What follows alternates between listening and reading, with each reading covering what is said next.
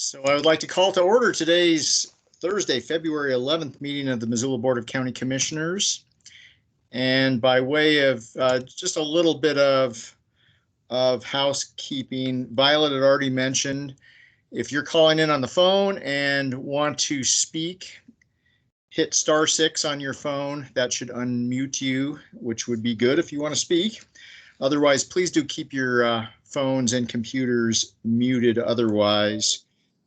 If you're wanting to offer public comment, either during the portion of the meeting where we're offering public comment on non-agenda items, or if you're wanting to comment on our 3 public hearing items today, please limit your comments to 3 minutes or less. Be as succinct as possible. Try not to repeat comments that other folks have already offered.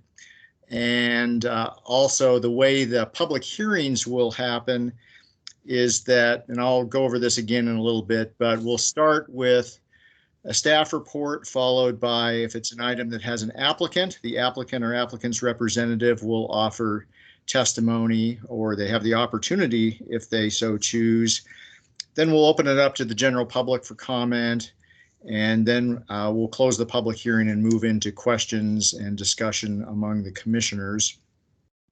Also, if you are offering public comment,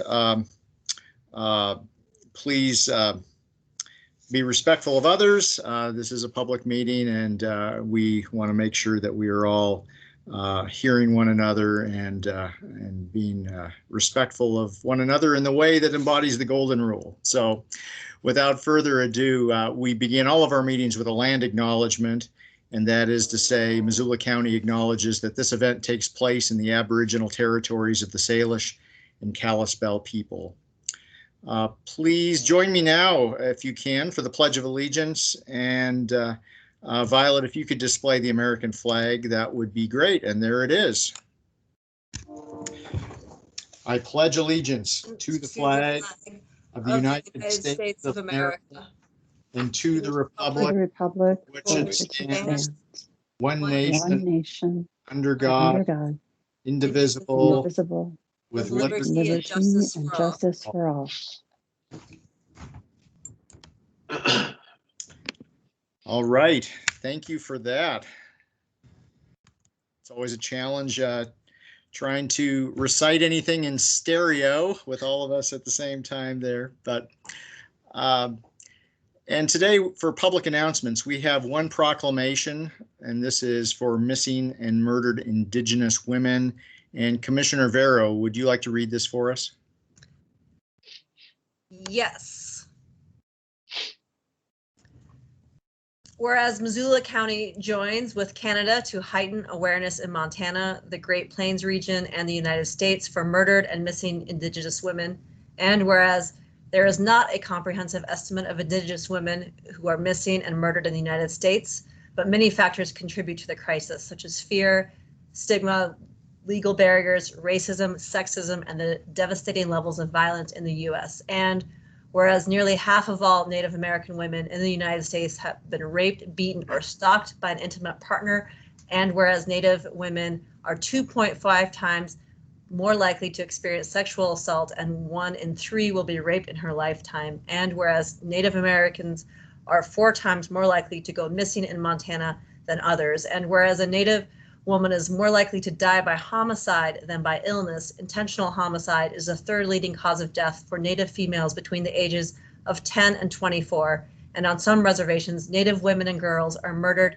at more than 10 times the national average, and whereas for more than 20 years, there have been awareness-raising efforts in Canada on Valentine's Day and Murdered and Missing Indigenous Women Awareness Day seek to build support by increasing awareness in the United States.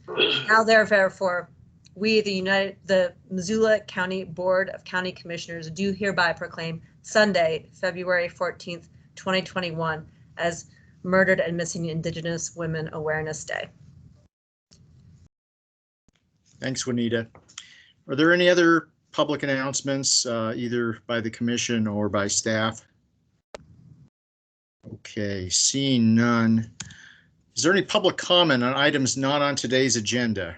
And if you're here to speak to one of the 3 public hearing items, you can save your comments for then. If there's anything else that you'd like to speak to, now is your chance. And if you're on a computer, please use the raise hand function, and I'll call on you in the order in which your name queues up. If you're on the phone, I would also like to invite any of you, if you have public comment on non-agenda items, to do so at this time.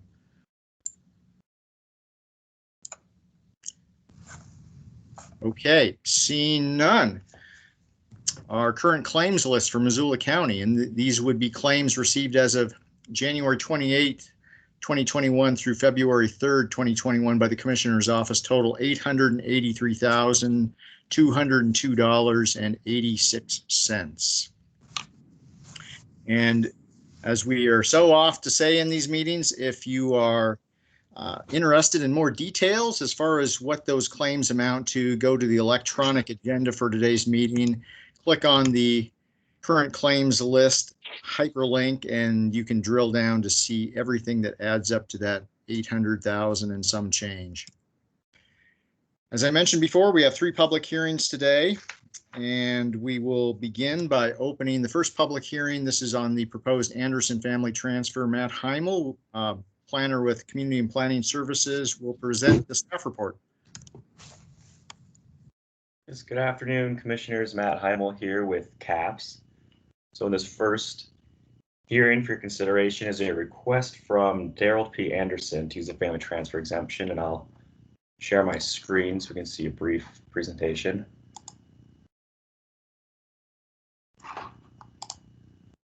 Just want to make sure that you can all see this. Yes. Okay, great.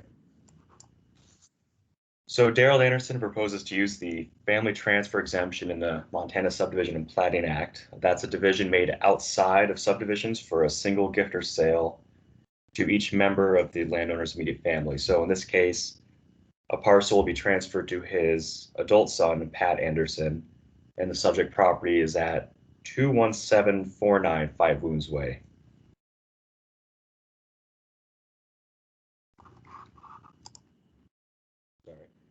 So the subject property is about 9.65 acres. It's between Lolo and Florence, located east of Highway 93 south and on the northwest corner of Chief Looking Glass Road and Five Wounds Way. The property is zoned. It's within zoning district 31 and located within an area described in the Lolo Regional Plan from 2002. So the minimum lot size for single family residential use in zoning district 31 is 4.5 acres. And the Lolo Regional Plan recommends a density of about 1 dwelling unit per 5 acres in the rural residential land use area.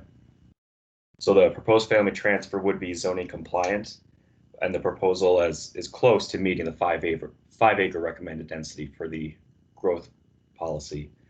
The property, so you can see, it was close to the Bitterroot River. The property itself is outside of floodplain.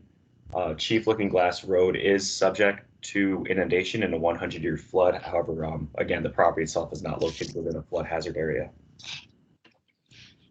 The proposed transfer would result in a total of 2 tracts. The existing 9.65 acre parent tract would remain as tract 2, and that would be reduced to 4.7 acres in area.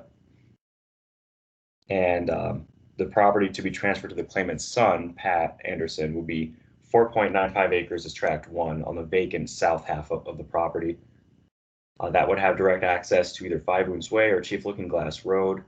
Each house would have a individual septic and well through sanitation review with the Environmental Health Department. So any request to utilize an exemption from the Montana Subdivision and Plating Act needs to be reviewed to determine that it is to determine whether it is an evasion of subdivision review and that it meets the intent of the exemption that is being requested. And in this case, in staff review, we did note 1 exemption criteria that was triggered, and that is whether the proposed division is incompatible with the growth policy. So in this case, the proposed division will split the property into 2 tracts that are 4.7 and 4.95 acres in area, and that just slightly exceeds the density recommended by the growth policy, which is 1 dwelling unit per 5 acres. However, that 1 criteria in itself does not represent a total evasion of subdivision review. So CAP staff did conclude that the proposed family transfer is compliant with the family transfer evasion criteria and that there's no intent to evade subdivision review. So with that, I do have some questions for, I believe, the applicant's representative who is on the call with us today.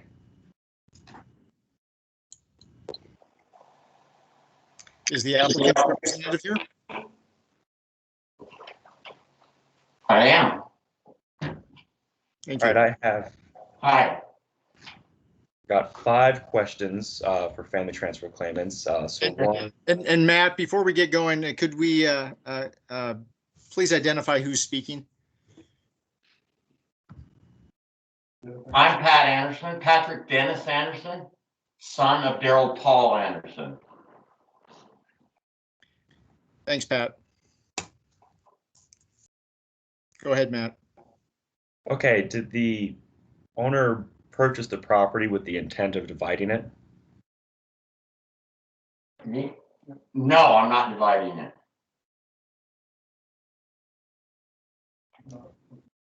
Not with the intent to divide it. I want to live on it. Okay. And just to be clear, these questions are intended for the claimant, and we appreciate Pat you answering them. So, but I do understand that Stephen Abnett or someone with Eli and Associates is on the call as well as a representative.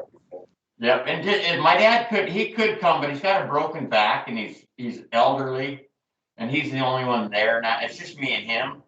So it's just hard for him to move around. I mean, it's hard even with his walker to move now. His back's been fused together, so it's difficult for him. So I guess is the applicant's representative though empowered to speak on behalf of the applicant? Or do we need some sort of, I'm sorry, go ahead. yes. So if I understand it right, with this first question, sir, you'd be answering the question from the point of view of your dad. Did he buy this land with the intent of subdividing it? No, he just bought it that's where I grew up at.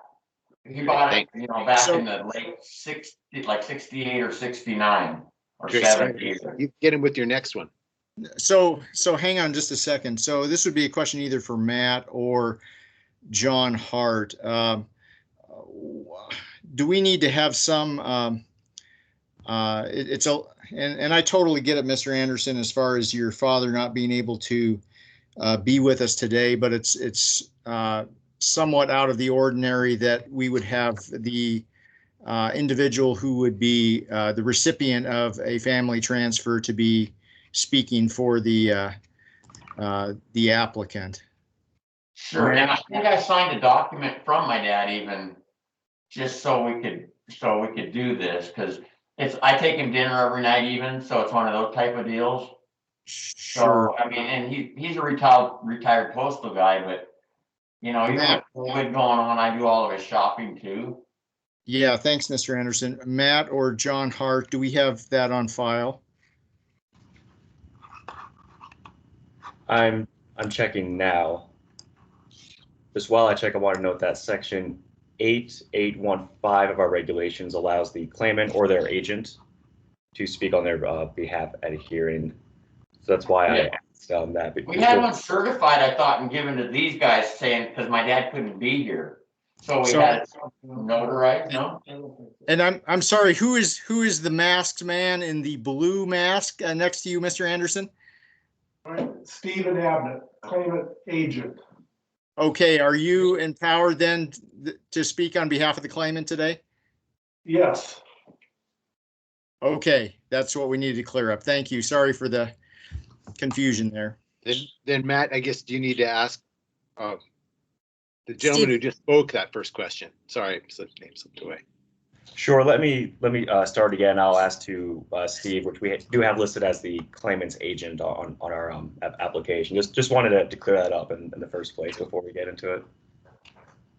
Yep. Thank you. Go ahead again, Matt.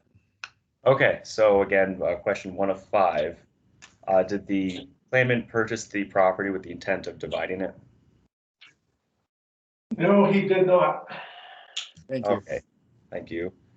Question 2 of 5. Did the claimant or his does the claimant or his transferees intend to transfer the property within the next year? No. No. Oh, sorry. No, the son, Pat here, is living on the property right now in a fifth wheel trailer. And he intends to start building as soon as this is approved. And he currently is operating a lavender farm on that property. If you go to bigskylavender.com, that's my farm, and you'll see all my lavender products there. And I got frozen pipes now, but I gotta be here, so. Yeah. Thank you. All right. My third question, has the claimant, to your knowledge, talked to anyone at the county about going through subdivision review? No, I have not. No. Oh, sorry. Sorry. No. Stephen Abnett answering here, no. Okay. My fourth question, will the property be developed? Yes, Pat is going to build a house there. All right, thank you. And my final question, will the recipient of the property be residing on the property? Yes. Okay. Well, commissioners, that concludes my questions and presentation. I'm available for any further questions if you have any. Thank you. Either Steve or Mr. Anderson, anything else that you'd like to add at this time? No, I think we're good.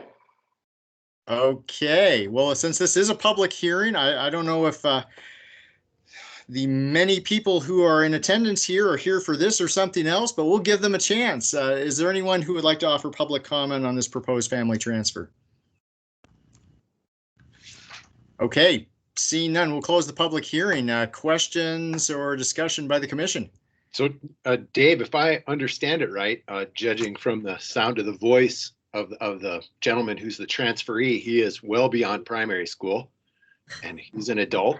That is always good for these family transfers. Really It makes them much easier. Yes. And if I understood our colleague Matt Heimel correctly, this is compatible with the underlying growth policy, and it's also zoning compliant, which means this family transfer has effectively scored a hat trick on 3 layers of compliance and should sail across the finish line. I'm trying to speak in as many cliches as I can this afternoon just to keep myself up. It's great to see when it's just such a slam dunk. See, I did it again. And I know Daryl has to get back to his frozen pipes. So Yeah, let's get her You done. guys, I've had a rough day today. I need to get going on that for sure. It's just stressing me out. I never lived in a fifth wheel until now, but it's all good. We're doing everything in the way we're supposed to do it. I think I can help you with this. I'll make a motion that we approve this family transfer. and I second. So much. Any further discussion on the motion? Seeing none, all in favor? Aye. Aye. Thank Go get you. a torch there, brother. Yeah, go Thanks, fix those guys. pipes. Appreciate it. Thank you. Have a good day. Thank you, Steve. As usual, thanks for your good work, Matt. Thank you. And Matt, your work is not done. The work of a planner at CAPS is never done. So our next public hearing, which I'll open with the sound of a train horn in the background there, is Ponderosa Heights Phase 2A adjustment. Matt. All right, commissioners, Matt Heimel again with CAPS, and I'll go ahead and share my screen again. I have another PowerPoint to show today.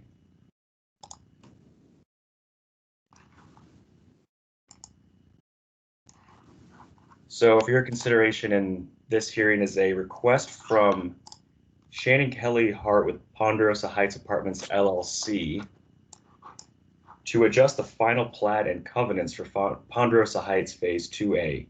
And this request is pursuant to Section 6.7 of the Missoula County Subdivision Regulations for adjustments to final plats and related recorded documents. So the proposal and the 3 lots that are subject to this request, 107, 108, and 109, Ponderosa Heights Phase 2A, are highlighted in red on the screen. And the proposal will be to modify the no-build zone as shown on the final plat and to amend the description of the no-build zone in the recorded covenants. And these combined lots total about 1.11 acres. There we go. So the applicant proposes to modify the no-build zone on the south portion of the 3 lots for a reduction from 60 feet to 34 feet. And in addition, the applicant also proposes to amend the covenants to allow for the construction of carports in that modified no-build zone area. And the area for this adjustment, the area highlighted in red, is currently developed with paved parking and a retaining wall to serve the apartments on the same lots. So that parking area is located within the current no-build zone again, and building permits, land use and zoning compliance permits were approved for the apartment complex and the associated parking area and the retaining wall in 2016. That was approved given the zoning at the time, and the retaining wall was sent through engineering review and it was all approved. However, no structures such as a carport were approved, and carports are specifically called out as being prohibited in the current no-build zone and covenant language. So some additional history, and this has to do with the zoning. So today we are talking about an adjustment of the plat and covenants, an aspect related to the subdivision review. However, the no-build zone is also referenced in the North Lolo 6.13 zoning district. Now, there is no zoning decision or proposal today. That aspect has all been handled from August through October of this past year. So there were 2 variances approved by the Board of Adjustment to allow for construction of carports from a very specific reference in the zoning regulations. However, the plat still shows a no-build zone. The covenants still reference that no-build zone and describe it as not allowing carports. So the variances were not enough. So before you today is the adjustment to the plat and the covenants. The history is a little complicated to explain, so if there's any explanation or questions that you all have, I'm happy to explain that. Otherwise, I can keep moving on in the presentation and show what the adjustments would be. Any questions right now, or shall Matt just continue? Continue. It's great. Please continue, Matt. Okay. So here is a view of the current subdivision plat for Ponderosa Heights Phase 2A. This is not the entire plat, it's just an excerpt showing that this area. So we're between Ridgeway and Pinion Way. The slope is going down from Ridgeway, which is above these lots. And you can see that there was that 60-foot wide no-build zone highlighted in the red area. This is one of the exhibits that the applicant proposes to record. You can see that 2 red ovals highlighting where the no-build zone will be reduced to 34 feet, amended by reference to this document, showing the asphalt parking area as well. On the top of the screen, you can see the existing covenant language, and then on the bottom, how the applicant proposes to change the covenant language. And essentially, they're proposing to add a paragraph that specifically allows carports in the reduced area of the no-build zone.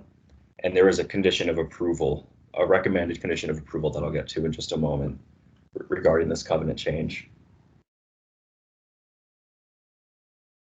So here I have the general conclusions of law from section 6.7.4 of the subdivision regulations. In the staff report, you'll find the findings of fact and explanation for each of these conclusions of law. And in general, any adjustment to filed plat elements or related documents needs to be found consistent with these conclusions. And in staff's review, we found that this request was consistent with the regulations. And so we are recommending approval with 2 conditions of approval. The recommended conditions are shown on the screen here. The first condition is really just to clarify and clean up some of the language in the covenants, to add some more specific reference to the Board of Adjustment process and the dates.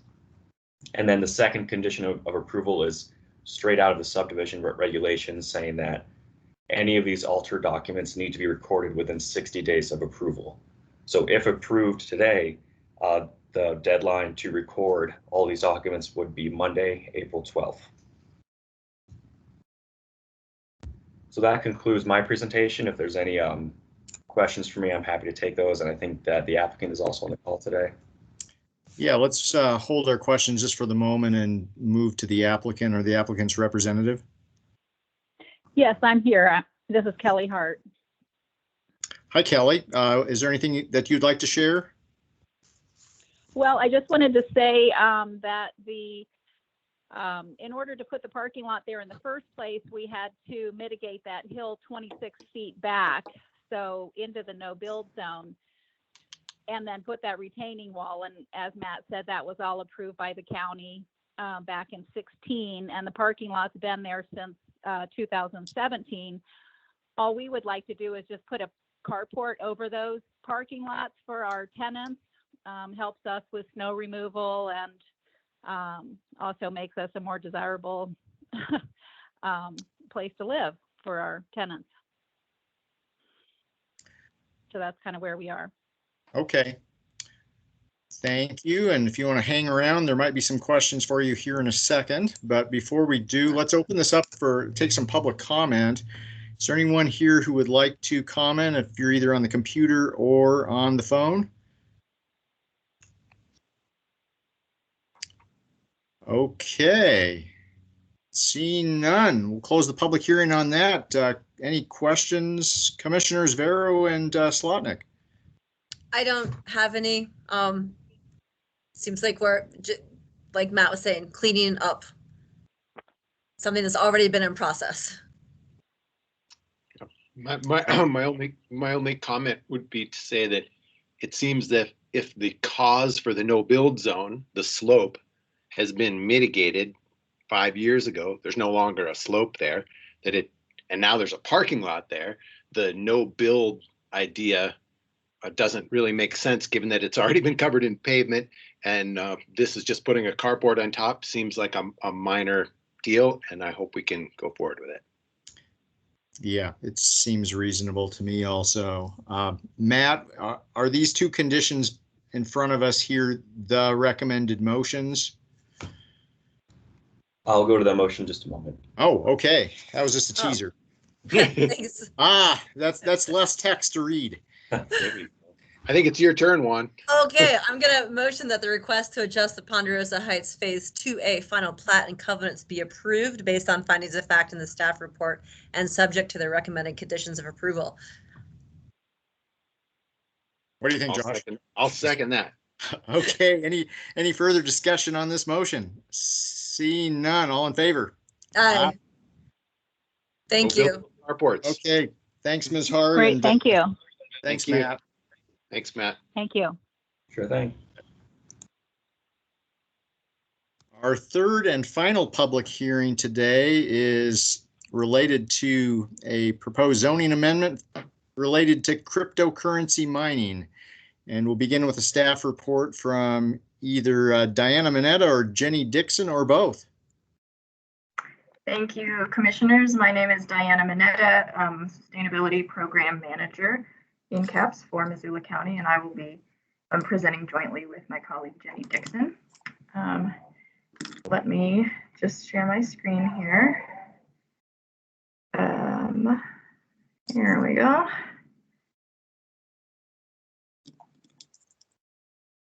All right. Are you seeing that? Yes. Yes. Yes. Great. Yes. All right. Before we jump into the proposed zoning regulations, Jenny and I thought it would be helpful to start with a little bit of background. I'm going to try to be relatively brief here, recognizing that the commissioners have heard most of this before, but also recognizing that it's been several months since we discussed it and that we have a number of members of the public in the meeting as well. So to understand what cryptocurrency mining is, we first have to consider what a cryptocurrency is. A cryptocurrency is a digital currency that's maintained using something called a blockchain. A blockchain is a distributed ledger. Ledger meaning a list of transactions, and distributed meaning it's held and maintained not by a central entity like a government or a bank, but by many people or entities who may be located anywhere in the world and may be anonymous. Bitcoin was the first cryptocurrency and remains the most widely used, but today there are many other cryptocurrencies that have been developed as well. So when you buy something with Bitcoin, your transaction is grouped together with a bunch of other recent transactions into something called a block. That block is sent out to all the participants who are involved in maintaining the blockchain, and those participants compete to solve complex mathematical puzzles associated with the block. There are no tricks to solving these puzzles. It's just a matter of using lots and lots of computational capacity, kind of like random number generating. Whoever solves the puzzle first gets to add that next block of transactions to the blockchain and is rewarded with newly issued units of Bitcoin or whatever the cryptocurrency may be. That reward is their motivation for doing this. This process is called mining because it's how new currency enters into circulation.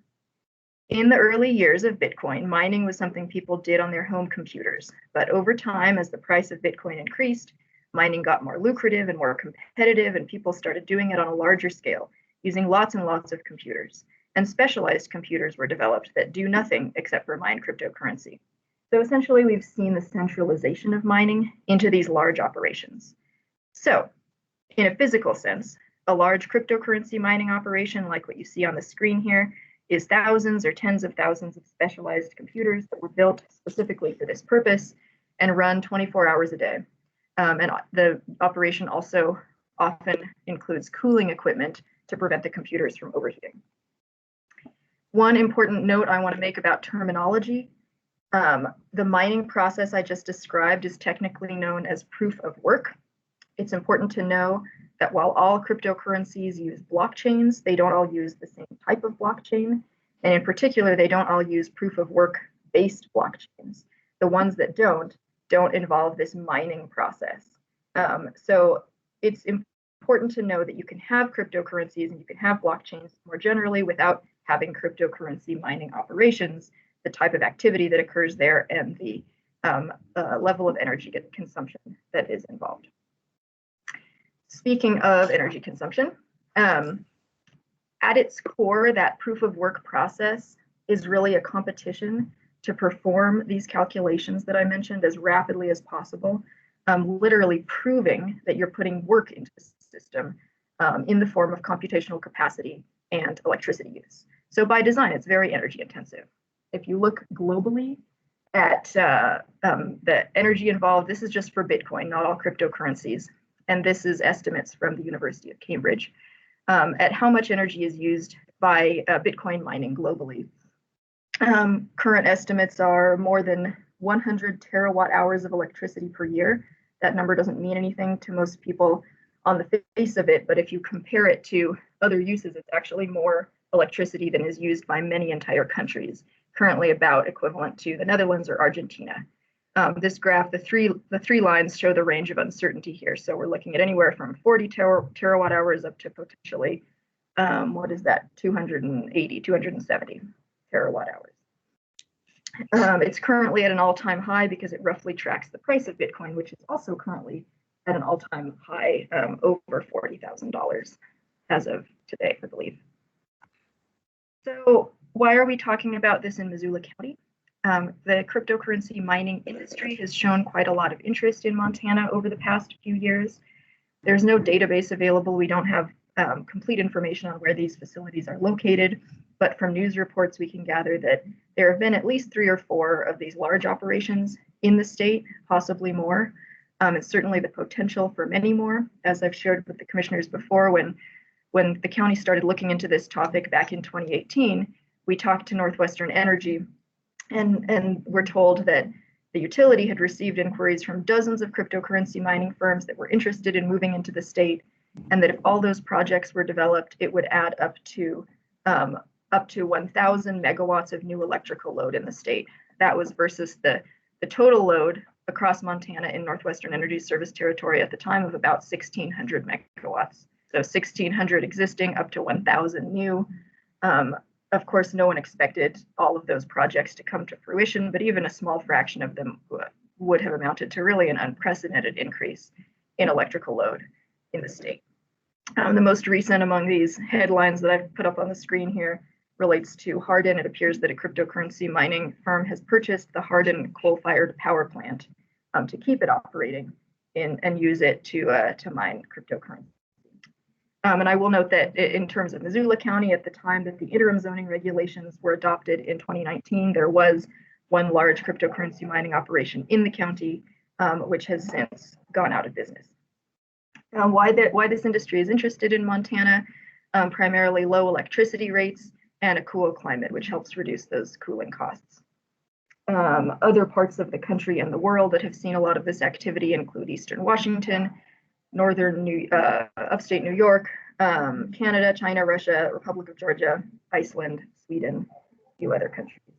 And with that, I am going to turn it over to Jenny. Thank you. Thank you. For the record, my name is Jenny Dixon, planner with Community and Planning Services, and I'm just going to take you through a few slides that will describe the history of this issue in Missoula County as far as a regulatory approach. I'm also going to describe the zoning and let you know what the planning board action was on this, and show you the locations where the current zoning would allow for cryptocurrency mining.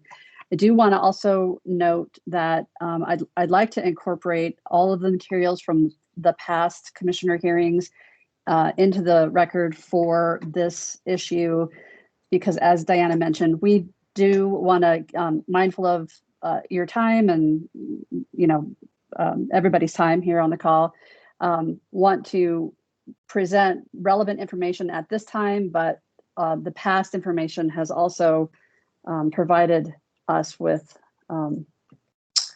a basis for moving forward. So just a little bit of a description of the time as we have moved through this for the last several years. We began to take notice of potential impacts of cryptocurrency mining in 2018, held several hearings in 2018, and then ultimately in 2019, the County Commission adopted interim zoning on April 4th, 2019, recognizing an emergency situation that obligated the Commission to take action to address that emergency. And at that time, we had been doing research and continued our research and published a study in mid to late 2019, documenting the potential impacts and potential solutions, regulatory solutions in Missoula County. A year later, in April of 2020, that interim zoning was extended for one additional year. And at the expiration of that on April 3rd, 2021, the Commission has the option to simply let that expire and not address it further, or adopt permanent zoning. And that is where we're at today. We had a public hearing at the Planning Board on January 19, after meeting all legal notice requirements, as well as reaching out in other ways that weren't statutorily required, to make sure that as many people as possible were aware of this hearing.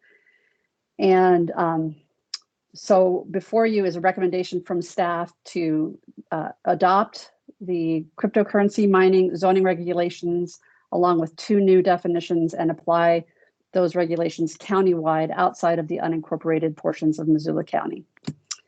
Would you take it to the next slide, please, Diana?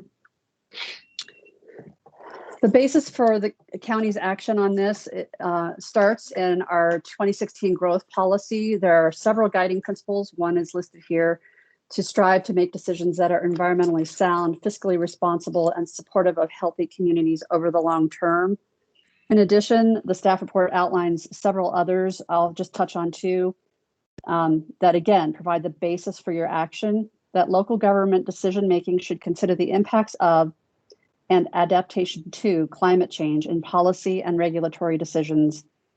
Third, economic measures should focus on long-term economic development that is fiscally responsible and does not unduly compromise quality of life or the natural environment. And finally, objective 4.1 in the growth policy is to reduce Missoula County's contribution to climate change. And later on in this presentation, Diana will be addressing that more specifically. As I mentioned, we have developed a proposed zoning as interim zoning, and the proposed zoning as permanent zoning has not changed, but for two slight changes that were a result of public comment. Diana, would you mind taking it to the next slide, please? So the proposed zoning is attached in the packet for the commissioners as attachment A. The highlights of that zoning regulation is to apply countywide an overlay zone that would allow cryptocurrency mining under certain conditions. Those conditions are you must be zoned a light or a heavy industrial zoning district. And once you are located in an industrial district, you are either a conditional or a special use, which means that you must comply with some design standards and performance standards, such as noise mitigation and design standards that might lessen visual impact, like landscaping or screening, and minimizing outdoor storage, that type of thing. The third condition that this zoning would impose on cryptocurrency mining is that e-waste must be disposed of with a DEQ licensed recycler. And the fourth is that renewable energy, the operation must use new renewable energy that is either purchased or developed and offsets 100% of the electrical consumption of the cryptocurrency mining operation. We also are proposing to add two new definitions. One is a definition of cryptocurrency mining, and the second is a definition of renewable energy. Those two minor changes that I mentioned, one is to the definition of cryptocurrency mining, and it's merely a few phrase to clarify that initial concept that Diana mentioned, that we are talking about proof of work blockchain, so as to not apply this zoning regulation to cryptocurrency mining that does not involve and generate these impacts that we've identified. Secondly, a change recommended from a citizen to enhance the language in the intent statement, and you will see that there in attachment A. The planning board, as I mentioned, had a public hearing on January 19. They recommended 7-2 to adopt the zoning and the new definitions as recommended by staff and apply countywide. Diana, would you maybe take that to the next slide? And I just wanted to show you on a map here where those industrial zones currently exist. This is, you can see from the inset, is a small kind of central area of the Missoula Valley, and the industrial zones are shown in the peach color, kind of a peach salmon color up near the airport and around the airport in that area. And then also near, I don't know if you can see it, but near Reserve and Mullen, that little bump out of that vertical line, that's Reserve Street. And then it doesn't show, but down towards Lolo under the 93 for Highway 93, there's a very small industrial zone site that's already developed on the east side of the highway. That doesn't mean that people could not request to zone industrial in order to meet these requirements of the zoning. It does mean, however, in that situation where they would ask to zone to an industrial zone, one of the requirements or one of the criteria for reviewing a rezoning request is compliance or substantial compliance with the growth policy and the land use element. So that is to ensure that these are located in appropriate locations. The impacts that we identified that the zoning addresses, as I mentioned, is the e-waste and particularly also noise that has been identified in many situations to be caused by the cooling equipment that these facilities often require, and then also the high energy impacts of cryptocurrency operations. And I think with that, I will turn it back over to Diana to finish up the explanation. Hey, Jenny, real quick, I'm sorry, back to that slide. I'm a little colorblind, so in the eastern edge of the county, are those all industrial or other So zone? do you, so over by the 200, which would be the Bonner Mill site, that is also a peach color under that 200 right at the right side of the screen. Yep, and then the odd square in the middle of the ag open resource, kind of to the north and west of that. What is that? Other zone? There we go.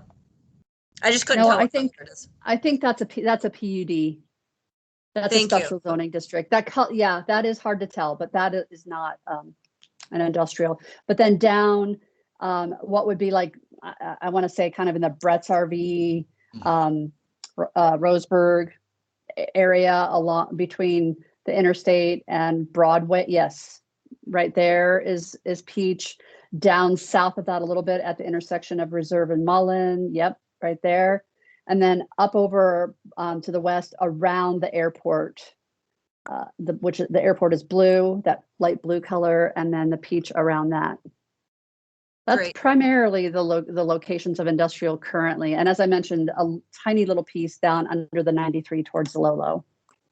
Great. Thank you for You bet. moving the cursor around. I didn't realize that everyone could see my cursor. Okay. No, for future reference. All right. Thank you very much, Jenny. I want to talk a little bit about the renewable energy condition because it's an important part of these proposed zoning regulations. To put that condition in context, it's important to mention Missoula County's commitments to addressing climate change. In Missoula County, we're already experiencing the impacts of climate change, and those impacts are only forecast to accelerate in the coming years. They include hotter, drier summers, warmer, wetter winters and springs, reduced snowpack, earlier spring runoff, and as a result, more flooding, longer wildfire season, and more wildfire smoke, all of which have major repercussions for health and safety, not to mention our economy and our natural environment.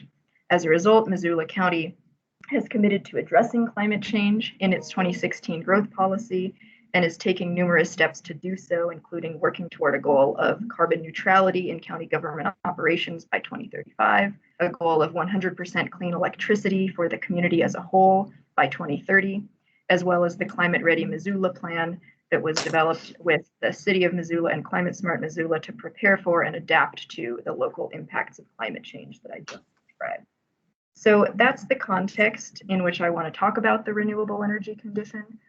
Here's the language of the condition that a cryptocurrency mining operation must develop or purchase sufficient new renewable energy to offset 100% of the electricity consumed by the operation. Users must establish that their actions will introduce new renewable energy onto the electrical grid beyond what would have been developed otherwise.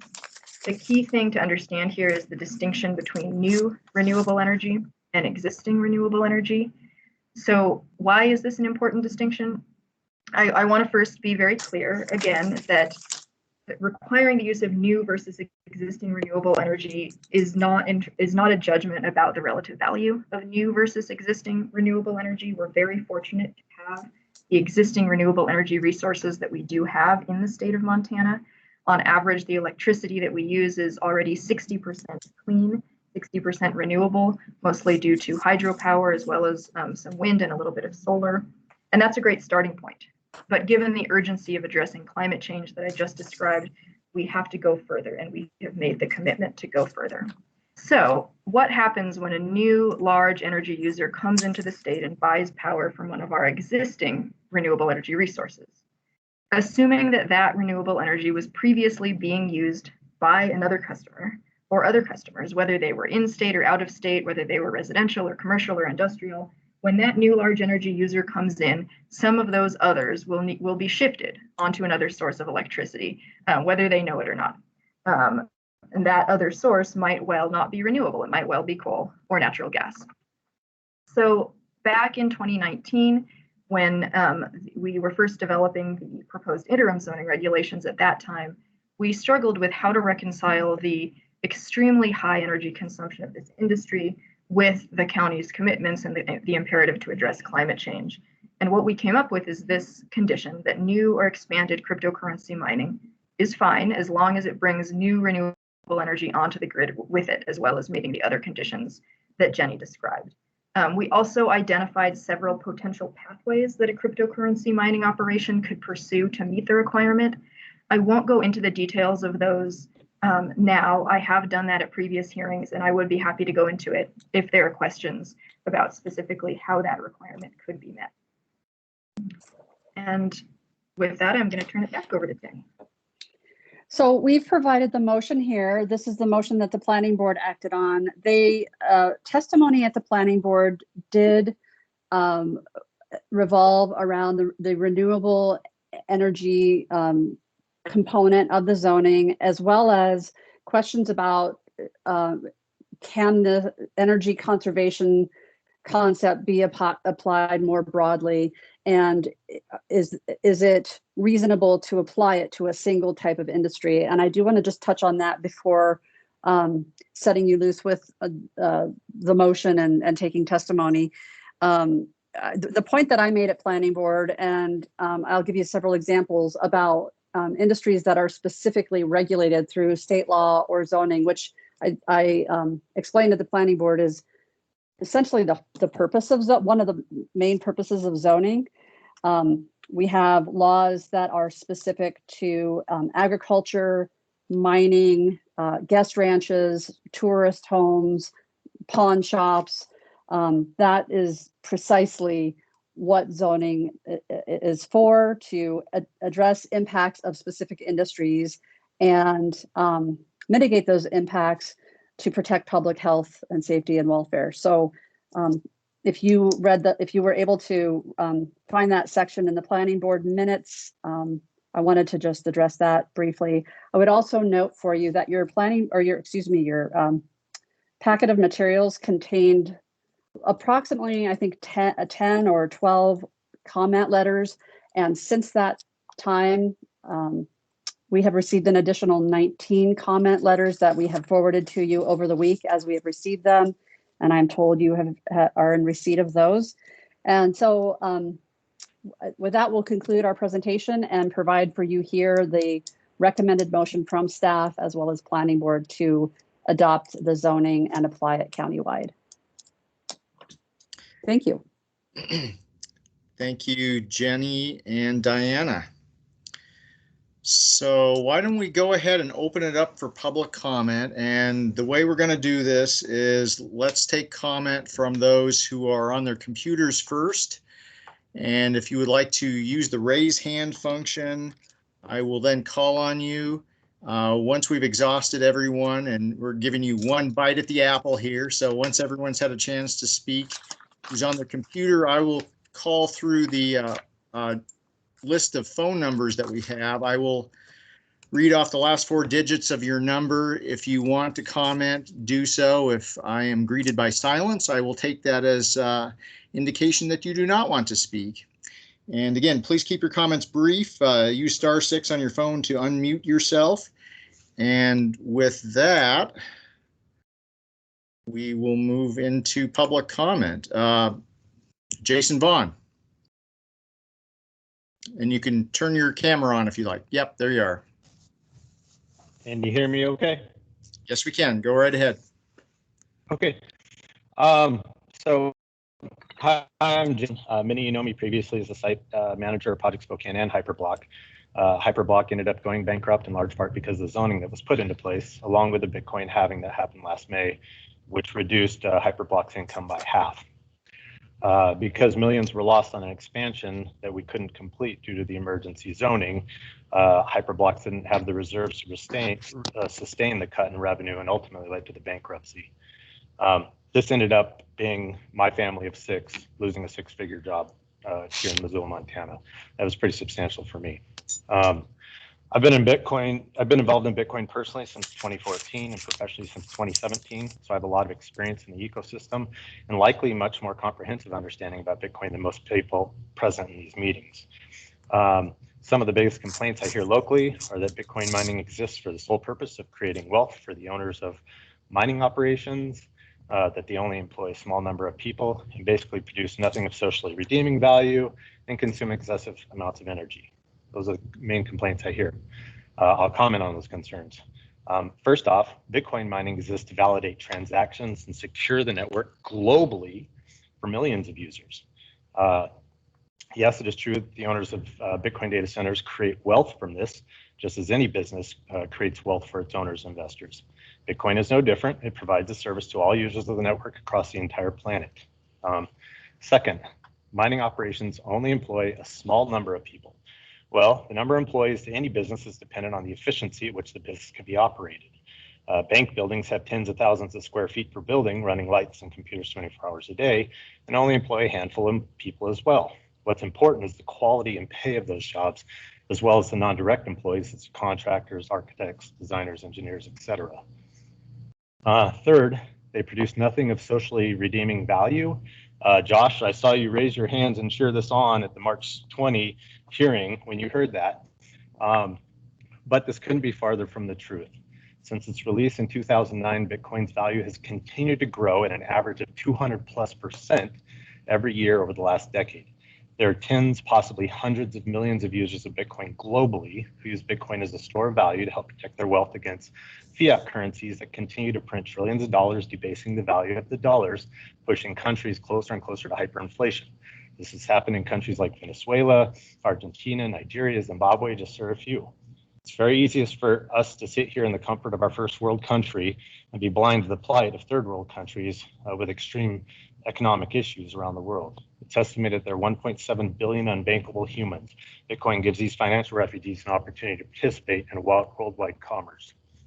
Fourth, the excessive energy usage argument is based on individual opinion. If you don't believe in Bitcoin or its future, then you likely think it's excessive. Now, it does use a lot of energy, but excessive is an opinion. If you believe in Bitcoin, then you may not consider it excessive. With all that said, I don't disagree with most of the zoning proposals. I feel they are all fair with exception to the new renewable energy aspect. It's too cost prohibitive to expect any new business to have to help build out the expensive energy production to run a business. I think an amendment to the zoning should be that cryptocurrency mining has to purchase 100% renewable energy, but it should not have to be new, just like Hyperblock was new. At the March 2020 hearing, Jenny mentioned that the intent was to make it permanent regardless, but that you were going to wait because of the expense of sound notification to everybody.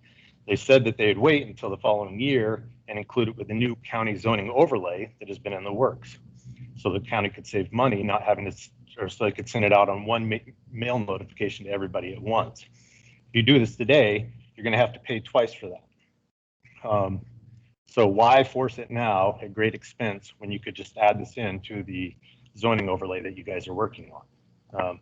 One last thing, just because Bitcoin is not important to you, or you don't believe in it, doesn't give you the right to take away its importance or belief to other people.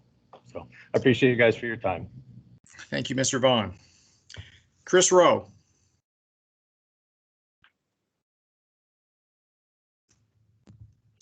Chris, you're muted. All right, how's that? That's perfect. Go right ahead. All right, hi, I'm Chris Rowe. I'm the chair of the City of Missoula's Climate and Energy team. We were established a number of years ago through the carbon reduction goals that the City of Missoula established, and have been working along this time with through the City Council and other city entities to work toward the city's 100% clean electricity goal and our 2025 reduction of carbon carbon neutrality goal. Some would ask why would a city entity be involved in a county measure here? And what I would say is, you know, there's been a lot of efforts between the city and the county of late, like on 100% clean electricity, to share some of this load on reducing greenhouse gases and better meeting the goals of the city and the county together. So as a result of that, our team came together, reviewed the regulation, the proposed change in the rules, and put together a resolution to the county in support of the cryptocurrency mining regulation. Specifically, the requirement to develop or purchase sufficient new renewable energy or offset 100% of the electricity consumed to meet this consumption, so forth and so on. Specifically, we note in our resolution that we have this 100% clean electricity goal jointly between the city and the county, and we've got a carbon neutrality goal. Also we note that the city has been working on energy and climate change issues for a number of years. So that going down, and some information about how much energy cryptocurrency mining uses. Our resolution says, therefore be it resolved that the Missoula Energy and Climate Team hereby supports the adoption and implementation of the proposed February 2021 cryptocurrency mining regulations. But further, we want the council to consider including in item 3 a requirement to include an offset for the electricity consumed from the upstream manufacture of hardware components required for cryptocurrency mining. As we know, these specialized computers run very intensively, very hot, use a lot of electricity, but because of the nature of their heavy use and also the constant update on their processing units and whatnot, there's a huge changeover in these components. And so there's a constant movement of new CPUs and related equipment into these systems.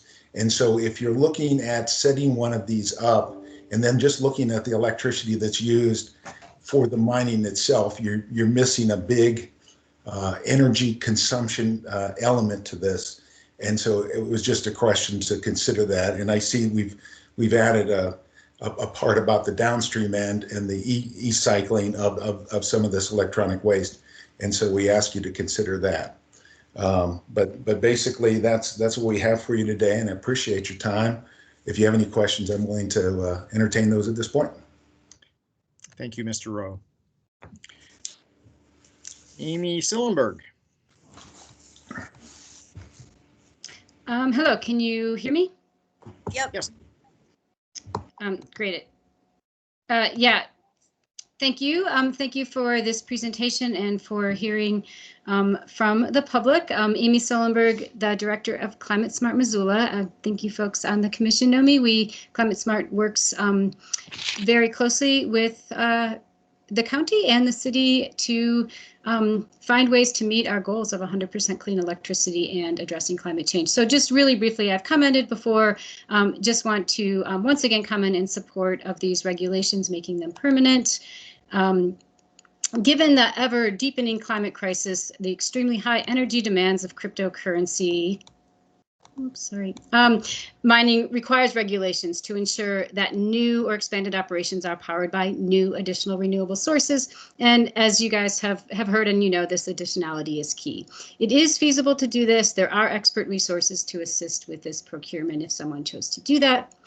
In 2021, even more businesses, governments, and other entities, you know, here in Montana, around the country and around the world are committing to 100% fossil fuel free energy, recognizing that meeting these goals requires new additional clean electricity, and it is ever more incumbent upon us to address climate change. So we support the commission in making these regulations permanent. Thank you. Thank you, Ms. Sillenberg. Elliot Thompson.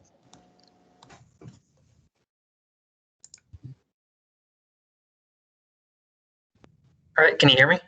Yes, go ahead, Elliot. All right, yeah, I'm Elliot Thompson, and I'm here to represent the Montana chapter of the Sierra Club as a member and a volunteer.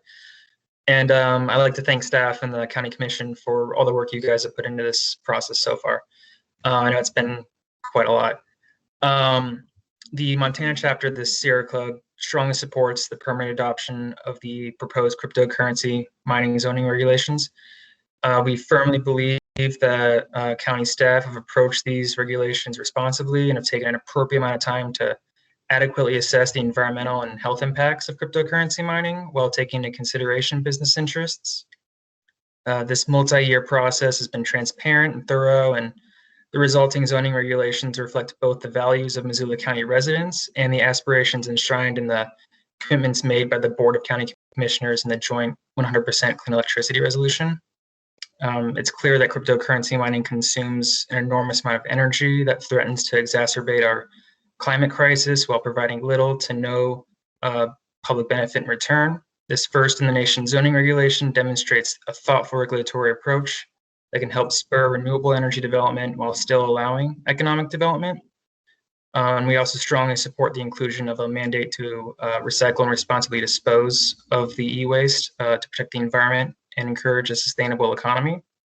So just we urge you to support and the recommendation of staff and adopt these proposed cryptocurrency regulations. Thank you. Thank you, Mr. Thompson. Gary Mattson. Hello. So Hi, Gary. my name is Gary Mattson. I'm a resident of Milltown. And my written comment is part of the hearing record. I just wanted to add a couple of brief thoughts. First, I've heard statements that the initial interim zoning regulation of April 2019 was inappropriate because there was no emergency present. In fact, an emergency was present then and remains with us today.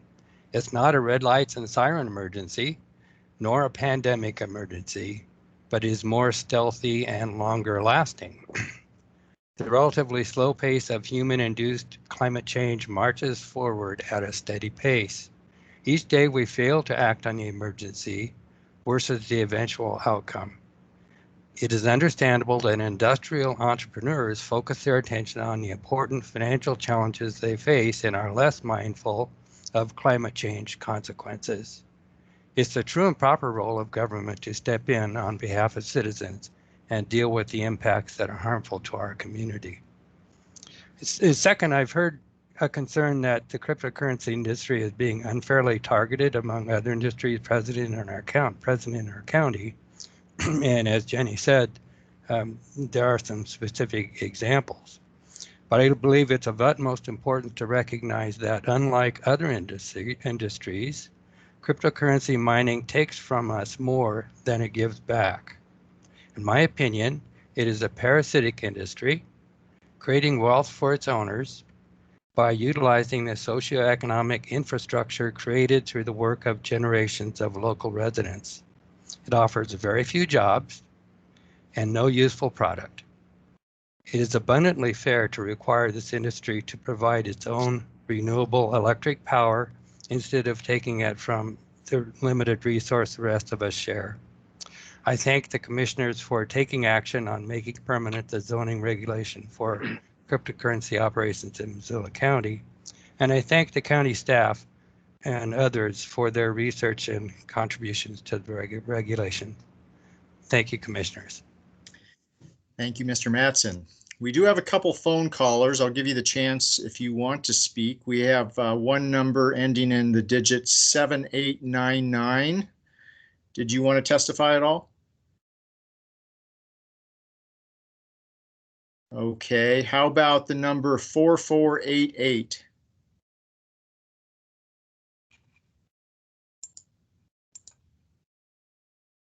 Okay, is there anyone from the public who has not commented but who would like to?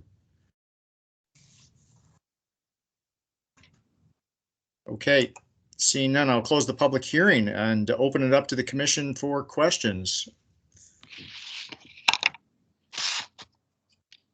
One process question, Jenny.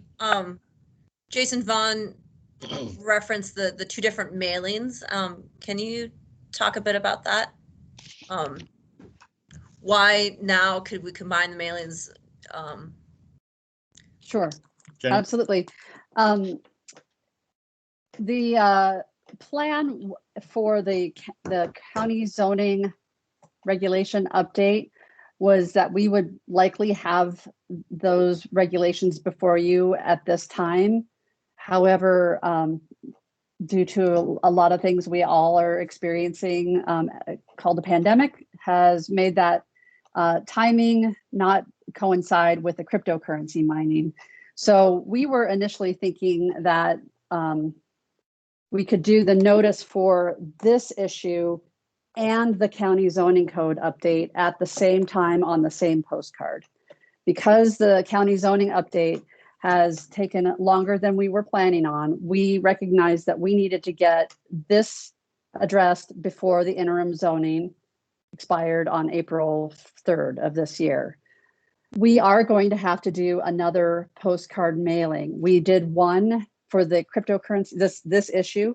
We were, attempting a late December, early January postcard.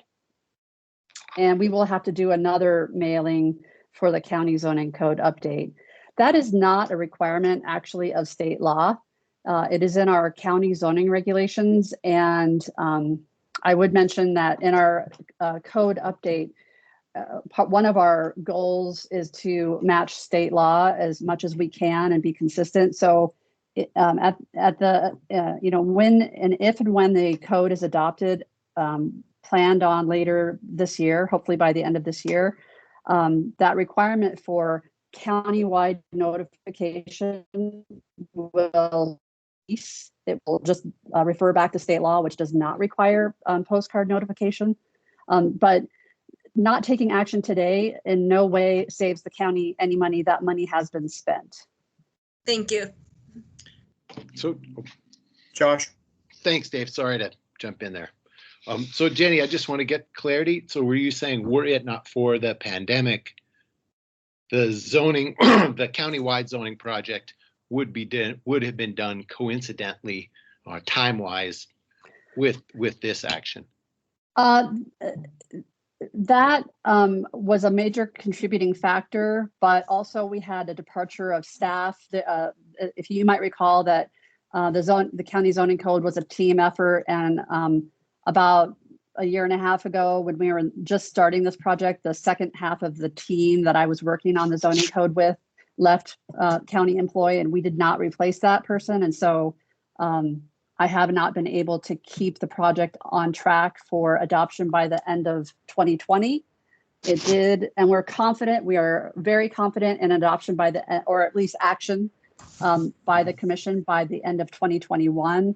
But it was a number of factors that affected the delay in the county zoning code. I would also mention that the county zoning code is going to incorporate cryptocurrency mining zoning regulations, but those are only going to apply in the planning area where we are, the jurisdictional area where we're looking to apply zoning. These regulations need to be in place outside of that area for the rest of the county where the new zoning code regulations will not apply. So I guess just to push that point just a little further, Jenny, so as we are overhauling our zoning regulations in general, is the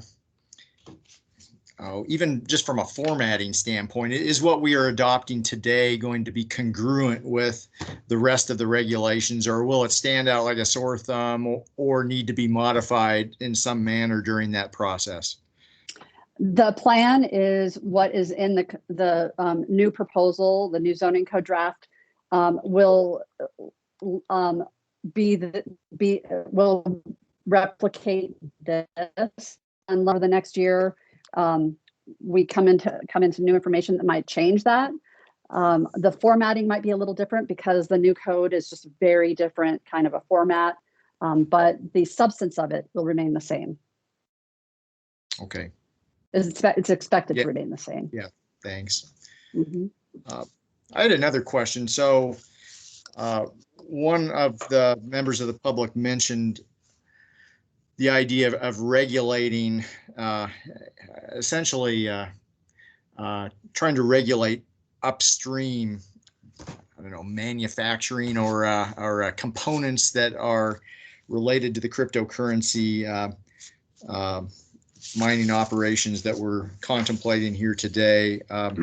Correct me if I'm wrong, but I don't think that we have any regulatory authority in that manner. Am I correct? I would not be able to envision how to accomplish that. I think it does kind of touch on some concepts that we talked about early on in the discussions of the energy impacts of this industry and others. We did look at and tried to gather information about other industries that might also be high energy consumptive users. First of all, didn't really see a way to implement an across the board regulation, nor did we see the need for that because of the significant difference in energy consumption of other industries versus this industry. So I don't see how we would be able to do that, but I might defer to Diana if she has any other ideas. Diana? I don't have a definitive answer to that. I think it's an interesting question. I think there will be a lot of challenges involved with gathering data in terms of the purchase or use of that equipment, as well as its upstream impacts. So that would be probably just one thing to note in terms of the county's regulatory authority. I'm not in a position to answer that either. It wasn't something that we investigated as these were developed. Dave, could I ask? Yeah, go ahead. So, Diana, just a quick question for you, but before I ask my question, I want to thank you for your really succinct and clear explanation of Bitcoin after personally having gone on a double-digit hour deep dive in podcasts on Bitcoin with the attempt of understanding it. I really appreciate your 5-minute description. Thanks for that. So my question, I do believe, but I want to make sure I got it right, that you said a Bitcoin mining operation in Hardin had decided to purchase a coal-fired power plant in order to run their operation. Did I get that right? According to media reports, yes. I don't have any inside information on that project, but the media reports indicate that a cryptocurrency mining firm purchased that power plant and is running it or intends to run it solely for the purpose of mining cryptocurrency. Great, thanks. Which, if that can happen, it's hard to say that one example kind of is now generalizable, but it's at least proof of concept that a Bitcoin operation could purchase its own energy source and run itself financially. It would pencil out, especially given from what I understand, it's cheaper now to create new solar or wind power than it is to create new coal power. Is that correct? On a kilowatt hour per kilowatt hour basis, yes.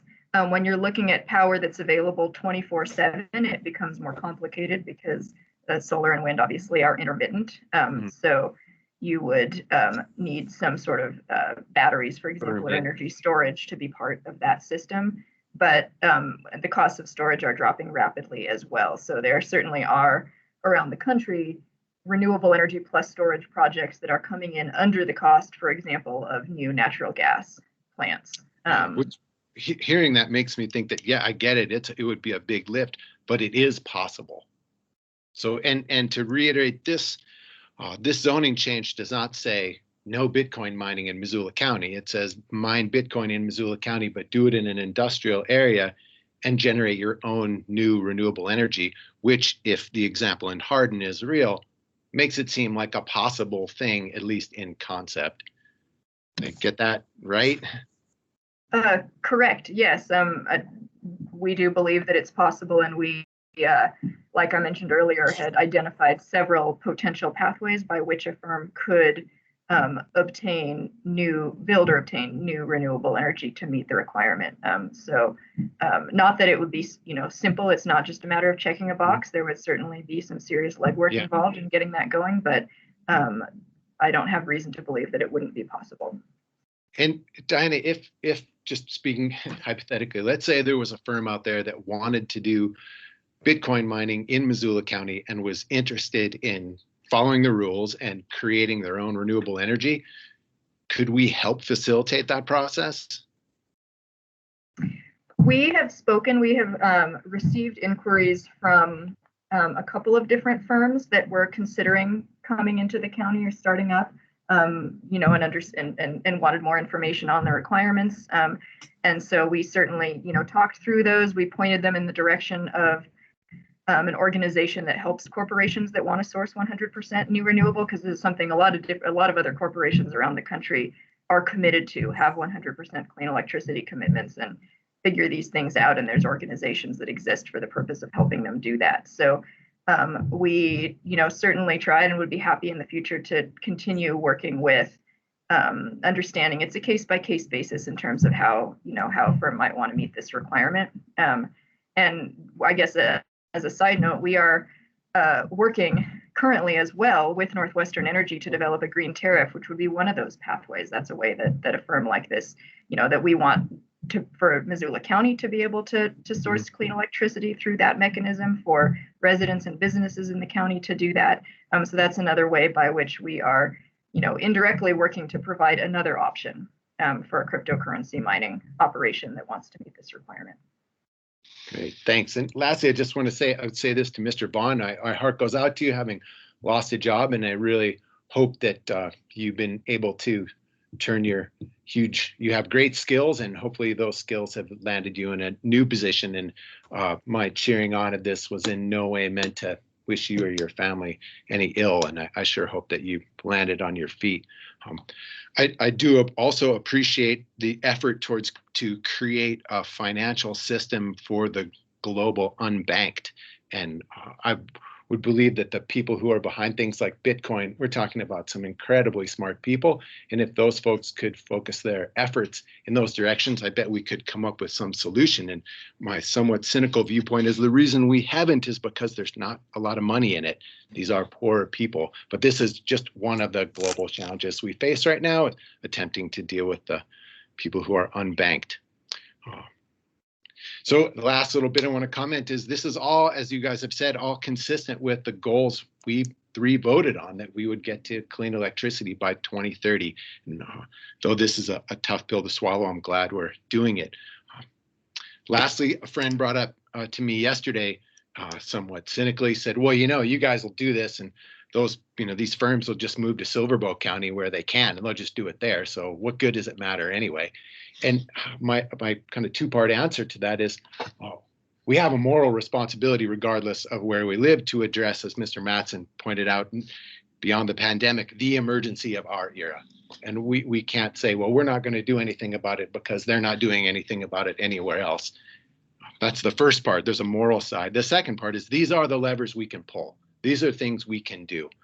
So hopefully there will be an iterative process where we do our part and others do their part, and these things stack one on another, and eventually we get to address climate change in an actual effectual way. So thanks. Thanks for that, Josh. Yes, I couldn't agree more. Missoula County is the territory of our jurisdiction. Would that we would have authority to do other things in a broader geographic area, but that is not within our purview. And in face of a vacuum of leadership at a greater geographical scale, we are doing what we can do. This is absolutely within our right to regulate uses through zoning. I think all of this could be taken as a bit of a cautionary tale.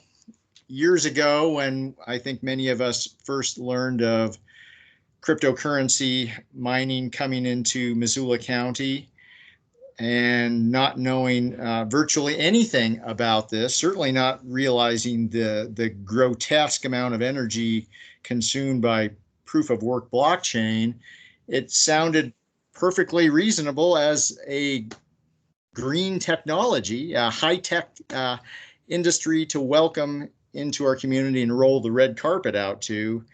Well, the cautionary tale is that there was more than met the eye, and as we move forward into a future where we absolutely must recognize the dire straits that we are in from a climate change standpoint, it would behoove us to certainly take a hard look at any new industries coming into our community and into our county.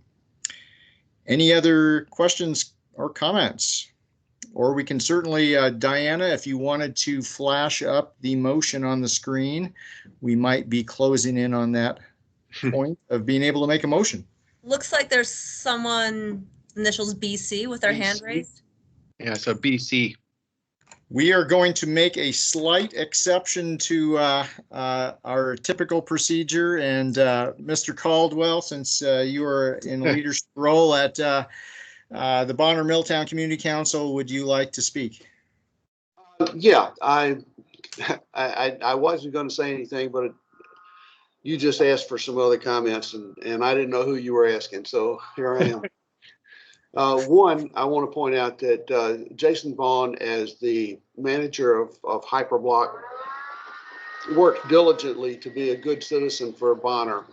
He worked with us extensively with the noise problem that we had from the Hyperblock fans, and I do wish him well going forward.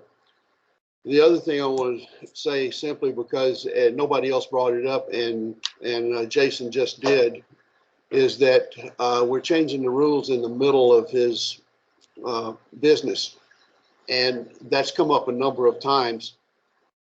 I would say that to me, it's similar to the insulation industry, in that if we had an insulation company here and they were making insulation using asbestos, I'm pretty sure that we would step in the middle of that and stop it. We have a responsibility to the public and to the community across the board, and we're talking about different issues, but similar response to the issues.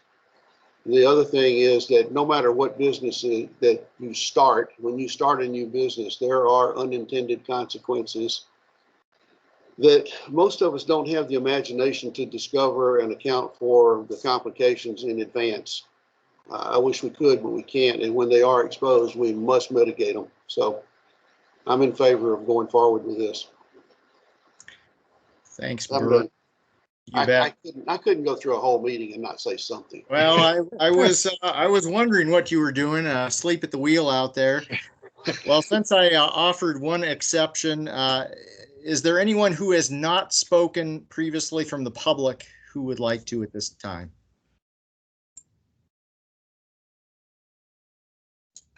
Okay. Seeing none. Would anyone like to make a motion? Jenny, if you could throw that language up again, I'm happy to do it.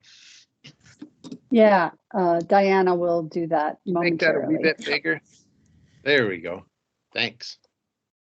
All right, I would move that the Missoula County zoning regulations be amended to add 2 new definitions: cryptocurrency mining and renewable energy, and to create a zoning overlay in section 5.05 regulating cryptocurrency mining, and apply the cryptocurrency mining overlay district countywide in the unincorporated areas of the county. Yep, and weighing the consequences and recognizing the crisis, the climate crisis before us, I second. And this is something that we can do, and I'm proud that we're going to do this. Any further discussion? And again, thank you everyone out there for participating today and all of the previous meetings where we've taken this up. Thanks, everybody. Let's go ahead and vote. All in favor? Aye. All right, that passes unanimously. Thank you everyone for participating in all of our public hearings today. Thank you to Jenny and Diana for your hard and diligent work over the years, literally years, that we've been working on this particular issue. And thanks also to the incredible amount of public comment we received just within the last 4 hours. It's pretty impressive. Is there any other business to come before the commission today? Okay, seeing none, we will be adjourned. Stay warm, everyone. Thanks, Dave. Thank you. Thank you.